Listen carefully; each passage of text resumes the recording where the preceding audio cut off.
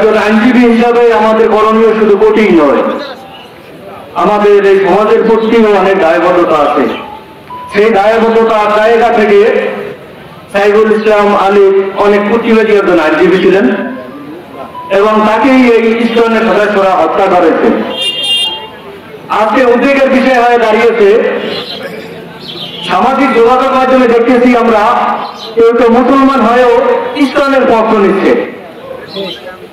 এর কারণ হচ্ছে আমাদের নবী করিম, আমাদের মহান আল্লাহ তাআলা পবিত্র কোরআনে সূরা বাকারার ৮ আয়াতে যে আয়াত আছে, ওয়ামিনান নাসি মান ইয়াকুলু আমান্না বিল্লাহি ওয়া বিল ইয়াউমিল আখির ওয়া মা হুম বিমুমিনিন।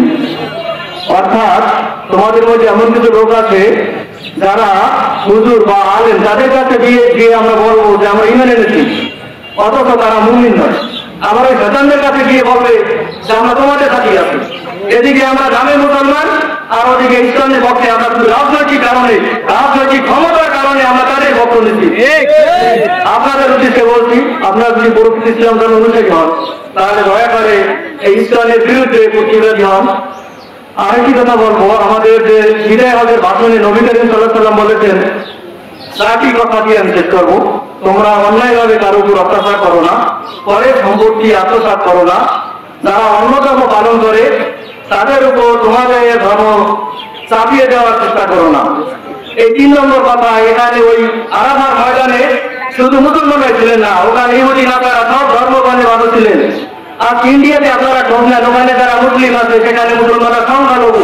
আজকে আমাদের দেশে হিন্দুরা সংখ্যালঘু, ওখানে মুসলমানরা সংখ্যালঘু।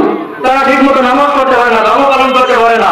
কিন্তু আমাদের এই জনপদে আমার নিজেরই নিয়ে ভটন্দি তালতলি এগুলো নিয়ে বন্দরে দেখেন, পূর্ব পাশে আছে আমাদের মসজিদ, মাঝখানে একটা ছোট গলি, এর পশ্চিম পাশে আছে হিন্দুদের মন্দির।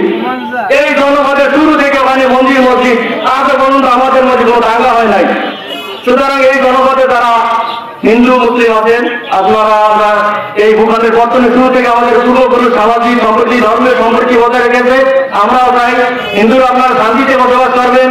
ওই যে সৈরাচারের মহারানী ইন্ডিয়াতে পলাতক আছে, তিনি দেশের বিরুদ্ধে আপনাদেরকে ইউজ করতেছে, আপনারা কখনো তাকে ছাড়া দেবেন না।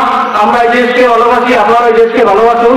আর সবশেষে একটি কথা বলবো ইমাম পরিষদের নেতৃবৃন্দকে, গতানুগতিক রাজনৈতিক দলের পাশাপাশি আজকে সময় এসেছে আপনারা শুধু আমাদের মসজিদে ইমাম না, নেতা নন, আপনারা আমাদের সমাজের নেতা। আপনাদেরকে আমি শুধু মসজিদে ইমাম মানি না, একজন মুসলিম হিসাবে ওই মুসলমানদের বাইরেও আপনাদেরকে নেতা মানা। আমাদের যে লোকাল গভর্নমেন্ট নির্বাচনগুলো আছে এবং সামাজিক যে অসংগতিগুলো আছে সেগুলোর বিরুদ্ধেও আপনারা সোচ্চার হন, এই অনুরোধ রেখে এবং আপনাদেরকে আইনজীবী সমাজের পক্ষ থেকে ধন্যবাদ জ্ঞাপন করে আমি আমার বক্তব্য এখানে শেষ করছি। আল্লাহ হাফেজ। আসসালামু আলাইকুম ওয়া রাহমাতুল্লাহি ওয়া বারাকাতুহু।